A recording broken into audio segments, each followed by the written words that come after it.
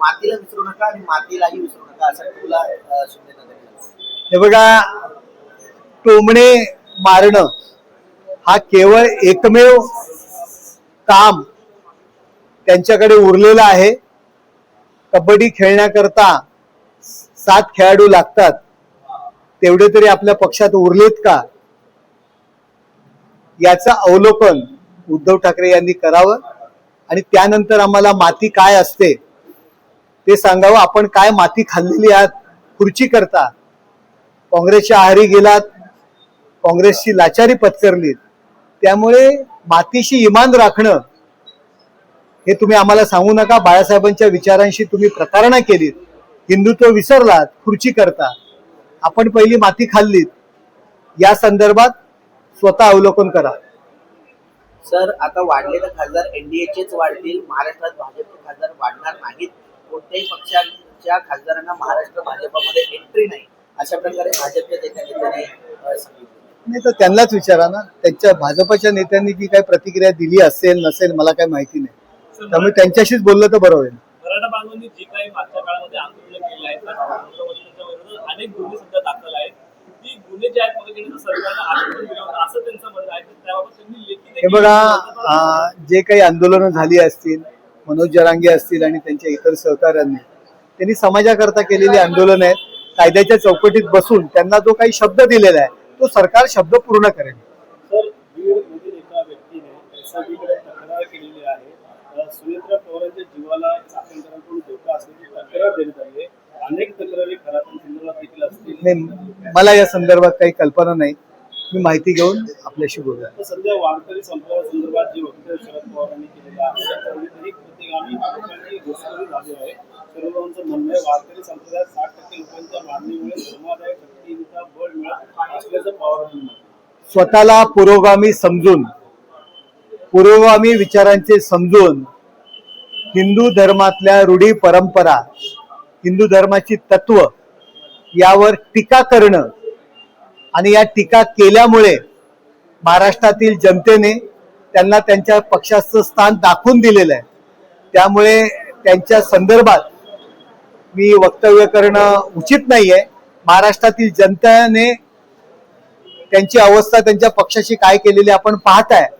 अशाच पद्धतीची वक्तव्य आली तर उरले सुरलेले स्थानही रसातळाला जाणार आहे. त्यामुळे आम्ही त्याच्यावरती प्रतिक्रिया देणार नाही.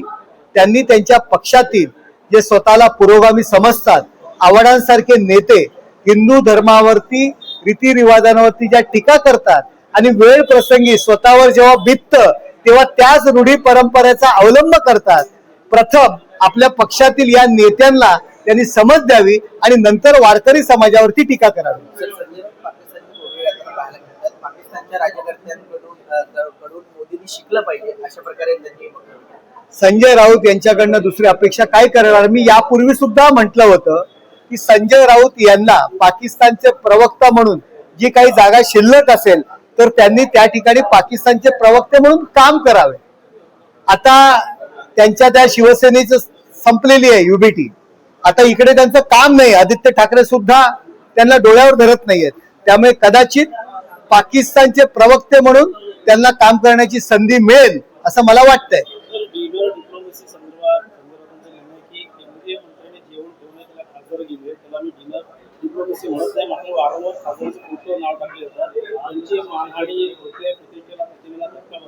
हे बघा, खासदार, एक महाराष्ट्रातील खासदार एखाद्या मंत्र्याने, महाराष्ट्रातील मंत्र्यांनी जेवायला बोलवलं म्हणून जर गेले म्हणून यांना पोटशूळ उठत असेल तर आपले नेते कुणाकुणाकडे जात आहेत, काय काय करतायत याच्यावर त्यांनी टीका करावी ना. खासदारांवर संशय घेता तुम्ही कुठेही गेलेलं चालतं आणि खासदार जर एक महाराष्ट्रातील मंत्र्यांनी आपल्याला बोलवलं, सर्व महाराष्ट्रातील खासदार जर त्या ठिकाणी जात असतील, गेलं तर यांना पोटशूळ कशाला उठायला पाहिजे.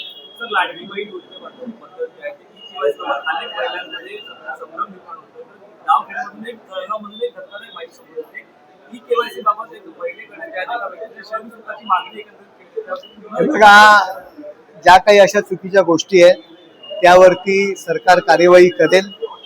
यासाठी KYC असेल काही या गोष्टीसाठी एजंटची गरज नाहीये हे वारंवार आज सरकार सांगतंय आणि अशा पद्धतीचे कोण कृती करत असेल त्यांच्यावर कारवाई होईल.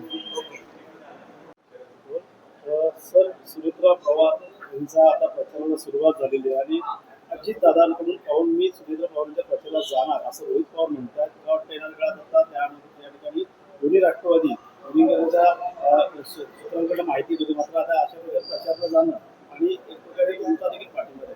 हे त्यांचं बघा असं म्हणणं आहे की त्यांनी बोलवलं नाही बोलवलं तरी सुद्धा मी प्रचाराला जाणार. हे बघा सुनेत्राताई पवार यांना सर्व पक्षांनी पाठिंबा दिलेला आहे आणि ज्या परिस्थितीमध्ये या निवडणुका आहे ही पोटनिवडणूक आहे त्यामध्ये सगळ्यांनी